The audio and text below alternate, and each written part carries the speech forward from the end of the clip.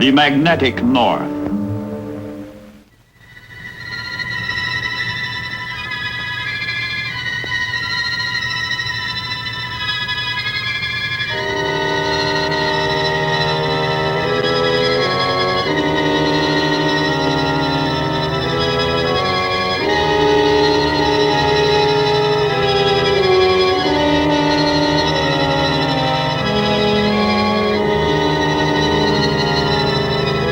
A few hours ago, and a few hours hence, over the vast, empty territory of Alaska, Americans fly tedious, repeated patrols.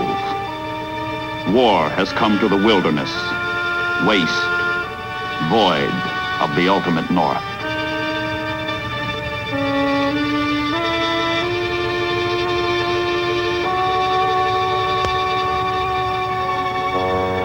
For the first time in history, the vacuum that is the top of the world is filled by major powers who meet there and clash.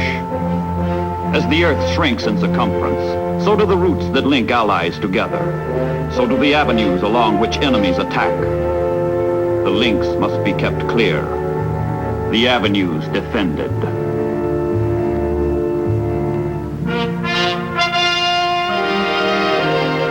After Dunkirk, while Englishmen stand at bay, marshalling their strength, they strike to the north. Under Lord Mountbatten, crack commando troops hit key enemy coastal positions with swift, ravaging raids in the ancient tradition of the Royal Navy, the tradition of Drake and Essex. In March of 1941, a commando force works its way through tortuous Arctic waters to stab at the Lofoten Islands off German-occupied Norway. Fish oil tanks, factories, and installations crucial to the enemy war machine are marked for destruction. The creed of the commandos? Plan thoroughly, strike boldly, retire swiftly.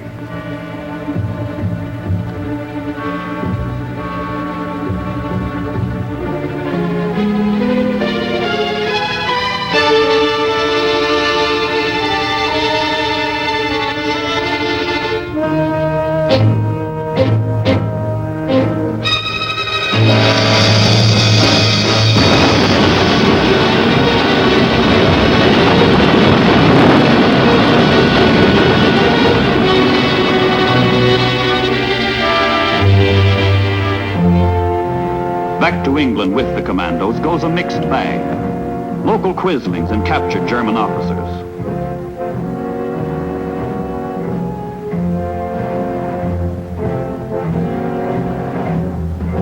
And 350 Norwegian patriots dedicated to democracy's cause, the liberation of their country.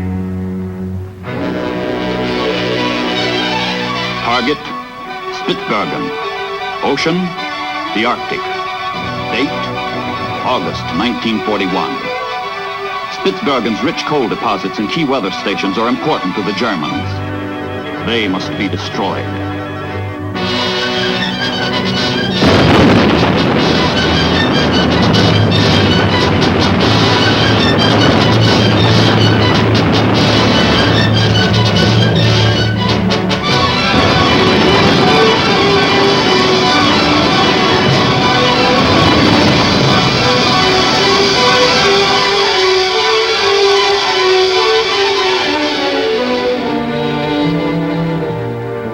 The magnetic north draws raids of increasing scope and violence. A powerful commando force strikes at Norway's Vogso Island in December 1941 to weaken the enemy hold and reduce his power over the sea lanes of the Arctic, which connect England and the United States with Soviet Russia, now an ally. But Vogso is heavily fortified, and stubborn German defenders fight back.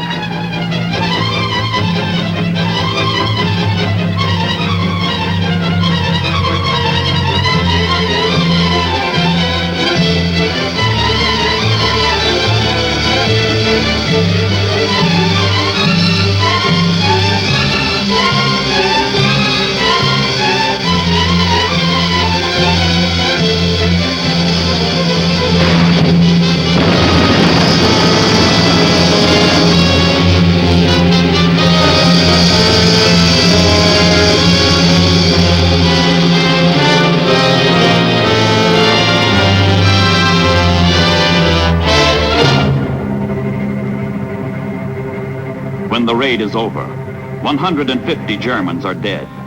More military installations wrecked, more patriots liberated, more quislings captured.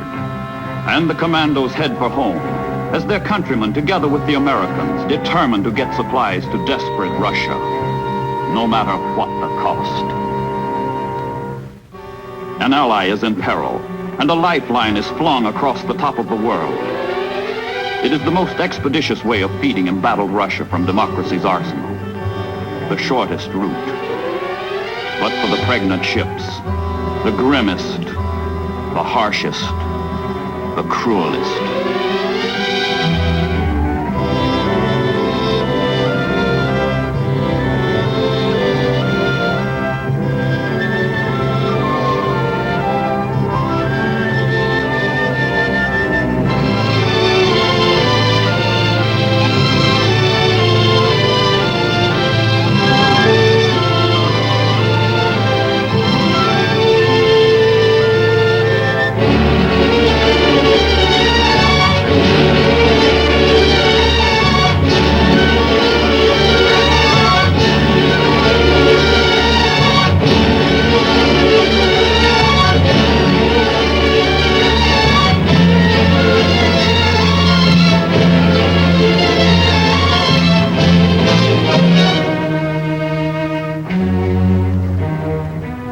German air bases in Norway and Finland, detailed reports on convoy movements come in from long-range reconnaissance planes. The Nazis have a magnificently effective plan to change the color of the Arctic from white to red.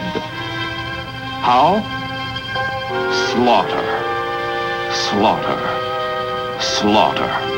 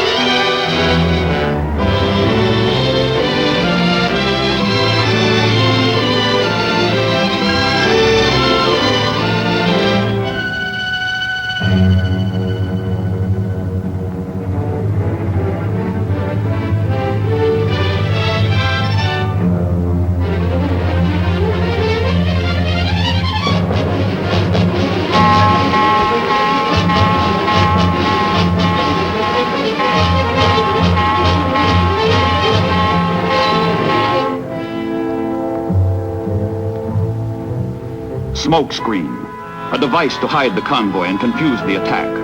Any and all means of defense must be taken against the terror about to strike. High-level bombers and low-level bombers, torpedo planes and strafing planes, submarines, the entire holocaust of Nazi fury.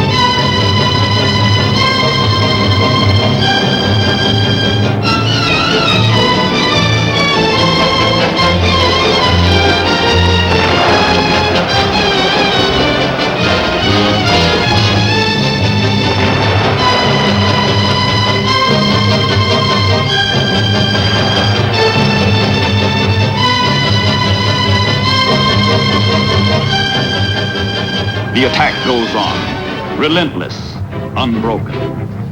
But while the convoy reels under the slugging, more death is on the way. The German surface fleet lurks in hidden Norwegian fjords, waiting to smother any surviving Allied ships.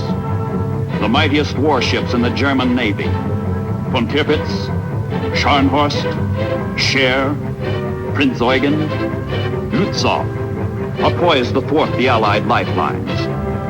Too wary to be brought to open battle, the ships sortie only for sudden strikes. But when they do, the Royal Air Force catches them and smashes the Germans as the Germans smash the convoys.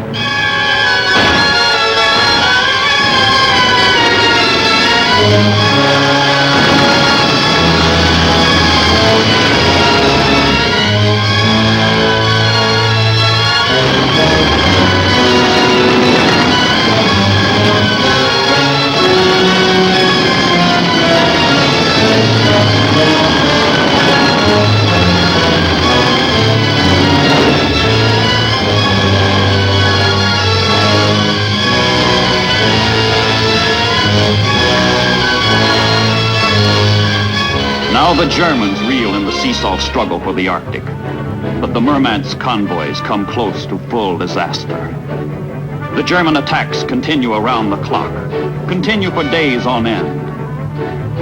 If the Germans can choke off the flow of supplies to Russia, munitions, oil, food, machinery, guns, planes, tanks, trucks, the bleeding Red Army may collapse. The entire Allied cause may face defeat. The battle is in balance, and Goering's Luftwaffe spares nothing to tip the scales.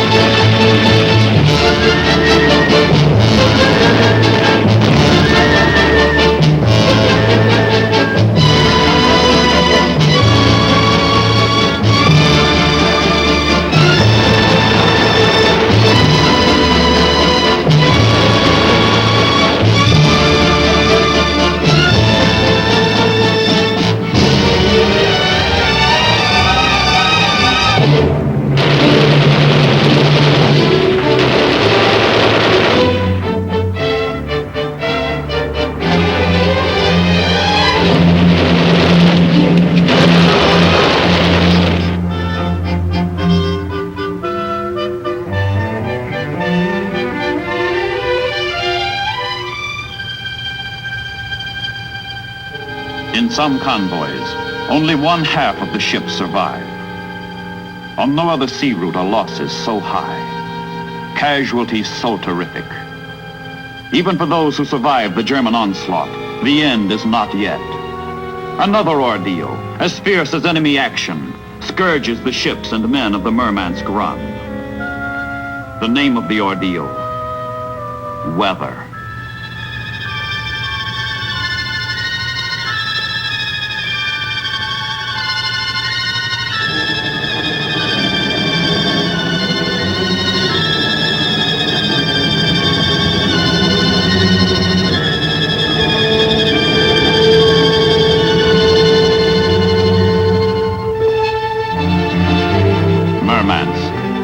The goal. Journey's end. Through its ice-free harbor pour many thousand tons of Allied supplies that sustain a friend whose call for help we are pledged to answer. Here American, British, and Canadian seamen make their proudest boast. Despite Nazi hell and Arctic high water, we deliver the goods.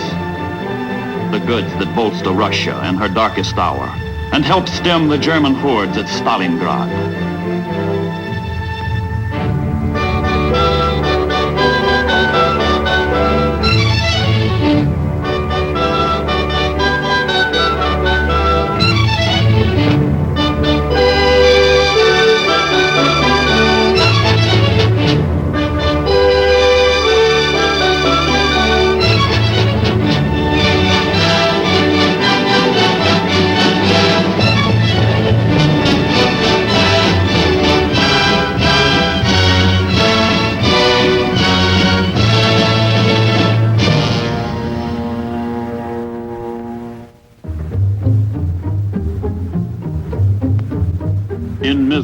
Murmansk, the suspicious Russians restrict the movements even of their own allies.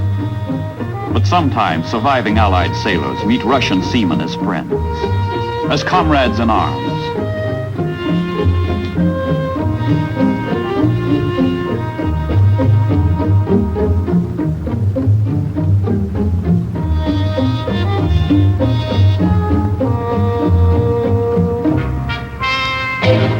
Directly across the North Pole, the United States faces the Soviet Union on the Bering Sea, where the Aleutians stretch 1,000 miles toward Asia. Here, too, contact is made with the Russians. The United States Navy transfers ships of war to the Red Navy. And with the ships goes the knowledge of how to use them.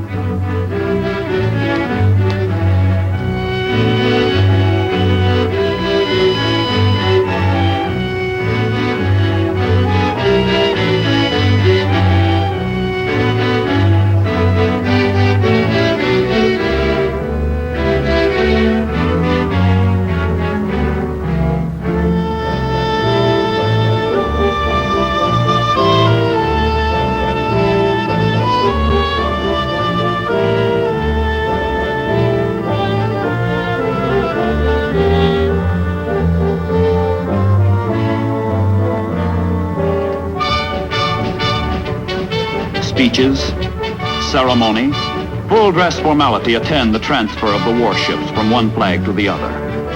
The stars and stripes give way to the hammer and sickle. But the rising sun also flies in these waters, and the Japanese prepare to plant it here permanently.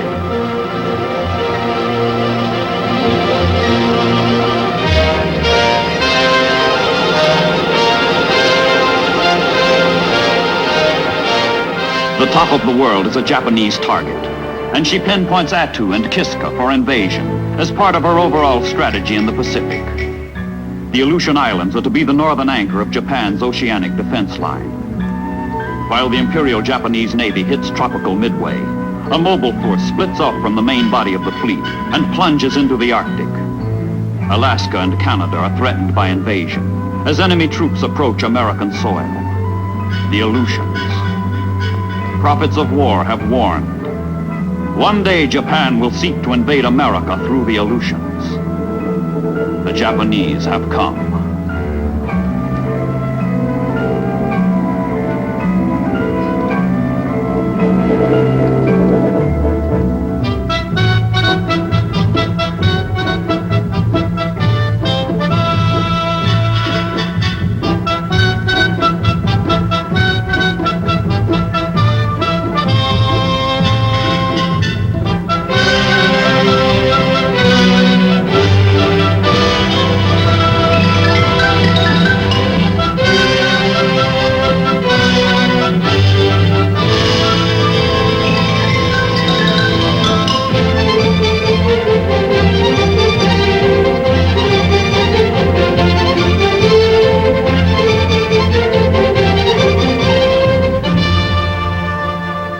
June 1942. Attu occupied without opposition. Kiska occupied without opposition. 10 forlorn Americans are captured at the Kiska weather station. At scattered, dreary, undermanned bases, like Dutch Harbor in the eastern Aleutians, American pilots brave the world's worst flying weather to harass and reconnoiter the Japanese. Their mission is to neutralize the enemy on Attu and Kiska, cut off his supplies and make the islands worthless, until men and ships can be gathered to recapture them. Attu and Kiska in Japanese hands menace the United States, but in American hands they will threaten Japan. Both sides fear attack by way of the Aleutians. Each side seeks to block the other.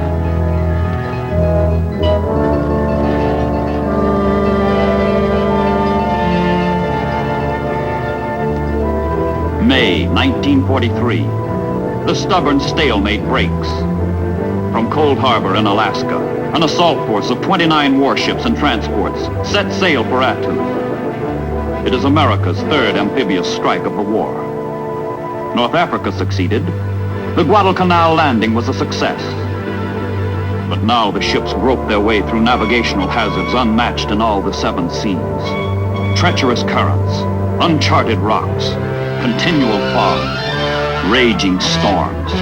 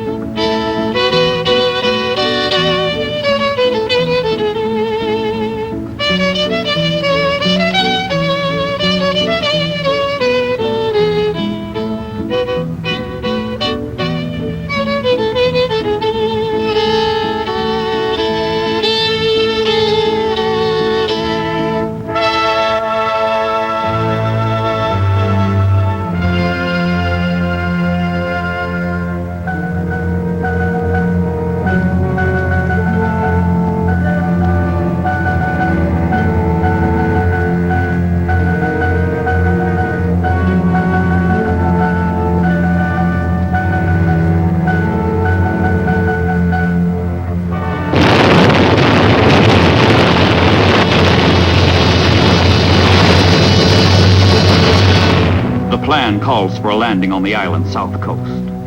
The place? Massacre Bay. The orders: advance into Massacre Valley, where the enemy waits.